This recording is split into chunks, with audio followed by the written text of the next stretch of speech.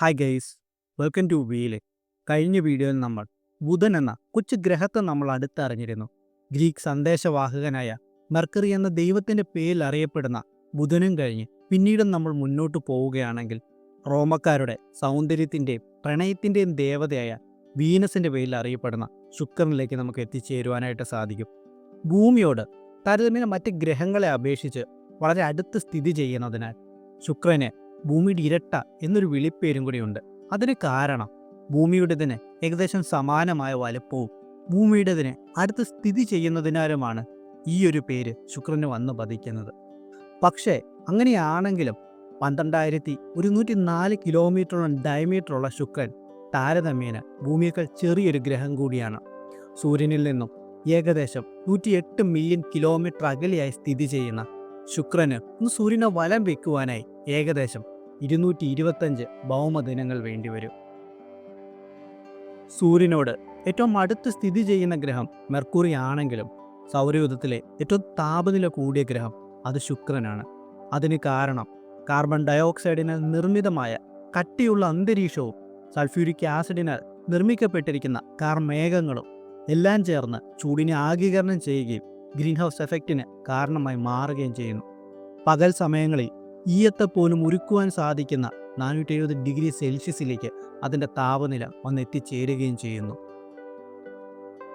അങ്ങനെയുള്ള വിവിധ പ്രതിഭാസങ്ങളുടെ ഫലമായി ശുക്രൻ്റെ അന്തരീക്ഷത്തിൽ അനുഭവപ്പെടുന്ന മർദ്ദം ഭൂമിയുടേതിനേക്കാൾ 92 മടങ്ങാണ്.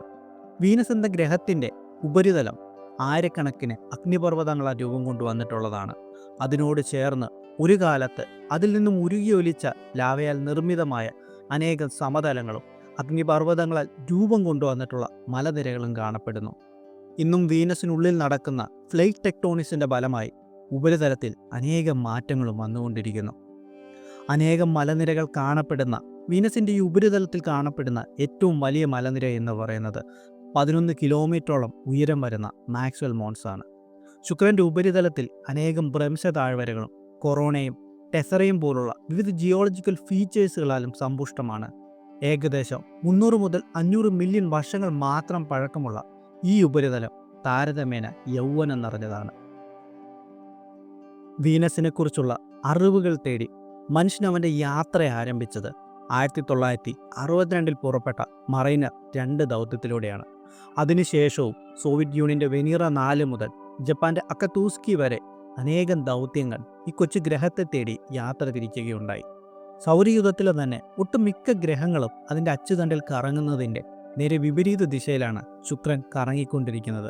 ആയതിനാൽ തന്നെ സൂര്യൻ പടിഞ്ഞാറ് ഉദിക്കുകയും കിഴക്ക് അസ്തമിക്കുകയും ചെയ്യുന്ന ഒരു വ്യത്യസ്ത പ്രതിഭാസവും നമുക്കവിടെ കാണുവാനായി സാധിക്കും. എന്നിരുന്നാലും ശുക്രന് അതിൻ്റെ അച്ചുതണ്ടിൽ ഒന്ന് കറങ്ങി ഒരു ദിനം പൂർത്തീകരിക്കുവാനായി 243 ഭൗമദിനങ്ങൾ വേണ്ടിവരും. അത് 225 ദിനങ്ങൾ കൊണ്ട് സൂര്യനെ വലം വയ്ക്കുന്ന അതിൻ്റെ വർഷത്തിനേക്കാളും മുകളിലാണ്. എന്നോ ഏതോ ഒരു കാലത്ത് ഭീമാകാരമായ ഏതോ ഒരു വസ്തുവുമായി കൂട്ടിയിടിച്ചതിനെ തുടർന്നാണ് ഈ റെട്രോഗ്രേഡ് റൊട്ടേഷൻ ഉണ്ടായതെന്ന് നമ്മൾ വിശ്വസിച്ചു പോരുന്നു. പുരാതന കാലങ്ങളിൽ പല ഗോത്രങ്ങൾക്കും പല ദൈവങ്ങളുടെ രൂപത്തിൽ ഈ ഗ്രഹം വന്നു പതിച്ചിട്ടുണ്ട്. റോമൻ സിവിലൈസേഷനിൽ പ്രണയത്തിൻ്റെയും സൗന്ദര്യത്തിൻ്റെയും ആണെങ്കിൽ ഇന്ത്യയിലേക്ക് വരികയാണെങ്കിൽ സമ്പത്തിൻ്റെയും അറിവിൻ്റെയും ദേവനായ ശുക്രനാണ്. മായങ്കാർക്ക് കാർഷിക മേഖലയിൽ പുരാതന കാലങ്ങളിൽ വീനസിന് മോർണിംഗ് സ്റ്റാർ എന്നും ഈവനിങ് സ്റ്റാറും എന്നുമെല്ലാം വ്യത്യസ്ത പേരുകളിൽ വിളിക്കപ്പെടുകയും ചെയ്തിട്ടുണ്ട്. പുരാതന കാലങ്ങളിൽ ടെലിസ്കോപ്പും മറ്റും ഒന്നുമില്ലാതെ വീനസിന് ദർശിച്ചവർ ഈ തിളക്കം കാരണം അതൊരു നക്ഷത്രമാണെന്ന് തെറ്റിദ്ധരിക്കുകയും ഉണ്ടായി. അതിന് കാരണം സൾഫ്യൂരിക് ആസിഡിനാൽ നിർമ്മിതമായ കാർമേഘങ്ങൾ സൂര്യപ്രകാശത്തെ റിഫ്ലക്റ്റ് ചെയ്തുകൊണ്ട് വരുത്തിയ ഒരു ഒപ്റ്റിക്കൽ ഇല്യൂഷൻ മാത്രമാണെന്ന് അവർക്ക് തിരിച്ചറിയുവാനായി അന്ന് സാധിച്ചിരുന്നില്ല.